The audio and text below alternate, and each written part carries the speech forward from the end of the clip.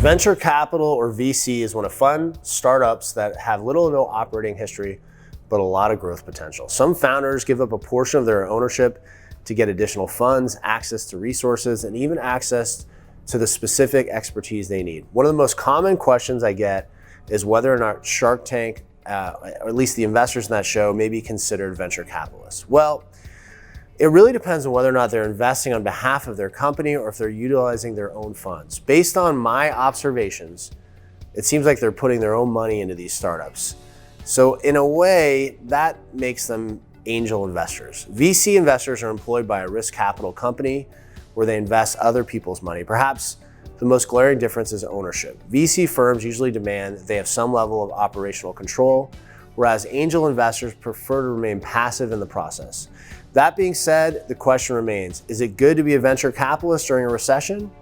For us to answer this question, we need to understand how to become a VC. There are two paths most often tread by beginners: true entrepreneurs and highly skilled investment bankers.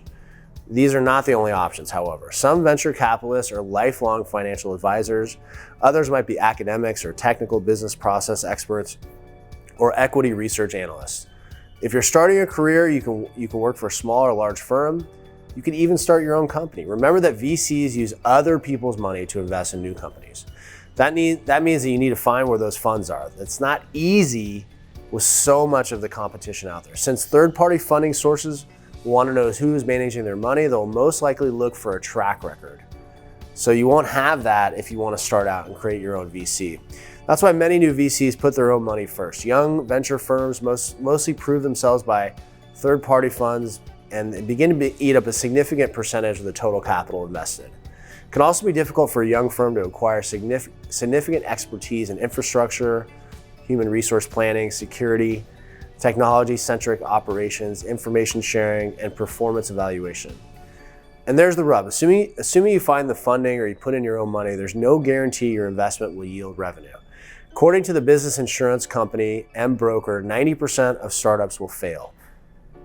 You need to find that 10%, and usually that requires you to be an angel investor first.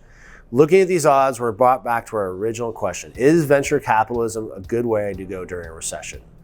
Investing in a startup is highly risky and long-term journey, even if you invested in the right company. Now, a recession could be an opportunity. Naturally, it's harder to find funds for a new venture under the circumstances, which means you have a higher chance of spotting good startups with real potential. So if you don't need the yield right now, but you need it for the future, then yes, it could be a good opportunity if you want to make the right investments. If you're looking for yield now or in the near future, it might not be the route you want to take.